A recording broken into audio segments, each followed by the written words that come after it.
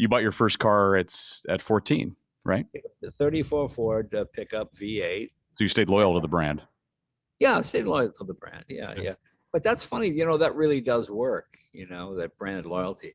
I was at a car show and I met a 16-year-old kid named Jack, and he bought a six-cylinder Mustang when he was 15 and a half, and just getting his license. And he got it running, got it all cleaned up, and he brought it to the show. And I was so impressed with him. I invited him on the Jay Leno's garage show, to show his Mustang, and he heard from the president of Ford, and they called him, and because they saw here's a young guy interested in Mustangs, and they hope someday you buy a new Mustang, that kind of stuff.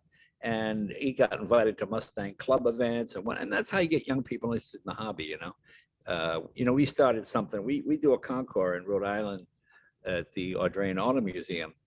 And we started a class a couple of years ago called 30 Under 30, which means people 30 years old or younger that have restored a car for less than $30,000.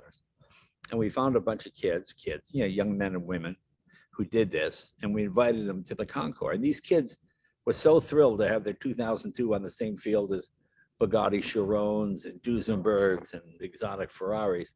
And they were in suits and ties, and they were so proud that they won, and their parents are thrilled. And, now your parents don't have to cry, do you want to be a mechanic anymore, because you have places like the Heritage Centers and McPherson College where they give out scholarships. We have a scholarship there, the Fred Duesenberg scholarship for kids that want to go into automobile restoration. And luckily, we've reached the point where automobiles are seen as rolling sculpture. They're kinetic artwork, and they're restored the same way you'd restore the old masters. The old days, you get a belt sander, you just take off the paint, you paint it. But now we try to preserve as much of the original finish as you can, keep that barn find, which is my favorite expression, barn find. I did some research, and the average farmer makes $42,500 a year. How they have birdcage Maseratis and, Right.